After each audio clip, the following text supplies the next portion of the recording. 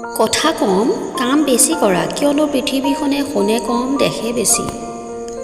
হাৰি যোৱাটো বেয়া কথা নহয়, হাৰ মানি লোৱাটো বেয়া কথা, কিয়নো পূৰ্ণ বিৰাম কেৱল অন্তই নহয়, এটা নতুন বাক্যৰো আৰম্ভণি। পৃথিৱীখনত কাকো অকৰ্মণ্য বুলি ভাবিব নালাগে, কিয়নো যিজোপা গছে ফল নিদিয়ে সেইজোপা গছে নিশ্চয় ছাঁ দিয়ে। জীৱন এবাৰেই পোৱা যায়, একেবাৰে মিছা কথা, কেৱল মৃত্যু এবাৰ আহে, জীৱনটো প্ৰত্যেক দিনেই পোৱা হয়। জীৱনত অহংকাৰ কৰিব নালাগে, ভাগ্য সলনি হৈ থাকে, আইনা একেই থাকে, কেৱল আইনাত চোৱা মানুহৰ ছবিবোৰ সলনি হৈ থাকে। চিন্তাবোৰ সদায় আশাবাদী, দৃঢ় বিশ্বাসী হ'ব লাগে।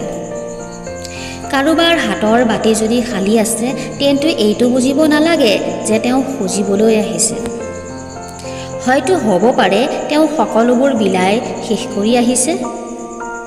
পৃথিৱীৰ সকলোতকৈ টান বস্তু হৈছে লোহা, যিয়ে সকলোকে কাটি পেলাব পাৰে। লোহাতকৈও শক্তিশালী হৈছে জুই, যিয়ে লোহাক গলাই দিব পাৰে। জুইতকৈও শক্তিশালী হৈছে পানী, যিয়ে জুইকো নুমুৱাই দিব পাৰে। পানীতকৈও শক্তিশালী হৈছে মানুহ, যিয়ে পানীকো পান কৰিব পাৰে। মানুহতকৈও শক্তিশালী হৈছে মৃত্যু, যিয়ে মানুহৰ অস্তিত্বক ধ্বংস কৰি দিব পাৰে। মৃত্যুতকৈও ডাঙৰ হৈছে প্ৰাৰ্থনা, যিয়ে মানুহৰ ভাগ্য পৰ্যন্ত সলনি কৰি দিব পাৰে। ৰাগী ব্যক্তিয়ে কাৰো প্ৰতি মৰম ভালপোৱা প্ৰকাশ কৰিব নোৱাৰে, কিন্তু প্ৰকাশ কৰাত অক্ষম নহয়। ৰাগী মেজাজৰ মাজেৰেই এওঁলোকে ভালপোৱা প্ৰকাশ কৰে। ৰাগী ব্যক্তিয়ে সুখ শান্তি আৰু অহংকাৰৰ কথা সকলোৰে লগত শ্বেয়াৰ কৰিব পাৰে, কিন্তু কষ্ট লজ্জা আৰু অপমানৰ কথা অন্যৰ লগত বাদ দিয়ক, নিজৰ লগতো শ্বেয়াৰ কৰিব নোৱাৰে। শামুকৰ মাজত মুকুতা বিচাৰি পোৱাটো যেনেদৰে কঠিন, ঠিক তেনেকৈ ৰাগী মানুহৰ চকুত চকু পানী দেখা একে কথা। সাধাৰণ ব্যক্তিৰ মনত আঘাত কৰিলে তেওঁলোক দুৰ্বল হৈ যায়, কিন্তু ৰাগী ব্যক্তি দুৰ্বল হৈ যায় তেওঁলোকৰ আত্মসন্মানত আঘাত কৰিলে। মনোবিজ্ঞানীসকলে কয়, কোনোবাই যদি তুচ্ছ বিষয় এটাতো খুব হাঁহে তেন্তে তেওঁৰ ভিতৰৰ পৰা খুবেই অকলশৰীয়া। যদি কোনোবাই অতিৰিক্ত শুই থাকে তেন্তে তেওঁ অসুখী। যদি কোনোবাই কম কথা কয় আৰু যিখিনি কয় খুব দ্ৰুত কয় তেন্তে বুজিব তেওঁ কিছু গোপন কৰিছে। যিয়ে কান্দিব নোৱাৰে তেওঁ দুৰ্বল প্ৰকৃতিৰ। যদি কোনোবাই অস্বাভাৱিকভাৱে খোৱা খাদ্য খায় তেন্তে তেওঁ কোনো মানসিক চাপত আছে। যদি কোনোবাই অকণমানতেই কান্দি পেলায় তেন্তে তেওঁ খুব নিৰীহ আৰু কোমল হৃদয়ৰ।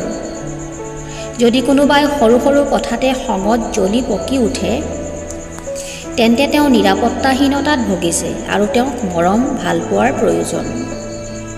স্বাৰ্থপৰ মানুহে কেতিয়াও দুখৰ ভাগ ল'ব নোখোজে, তেওঁলোকে সকলো সময়তে কেৱল সুখৰ ভাগহে আশা কৰে। গতিকে বুদ্ধি লোৱা 5 জনৰ, পৰামৰ্শ লোৱা 10 জনৰ, শুনা অনেকৰ, কিন্তু বিচাৰ বিবেচনা কৰি সিদ্ধান্ত ল'ব কেৱল নিজৰ বিবেকৰ। জ্ঞানী লোকে কয়, ঘোঁৰা চিনিবা ৰণত, বন্ধু চিনিবা বিপদত। বন্ধু যদি শত্ৰুৱেই হয় তেন্তে তেনে বন্ধু নোহোৱাই ভাল।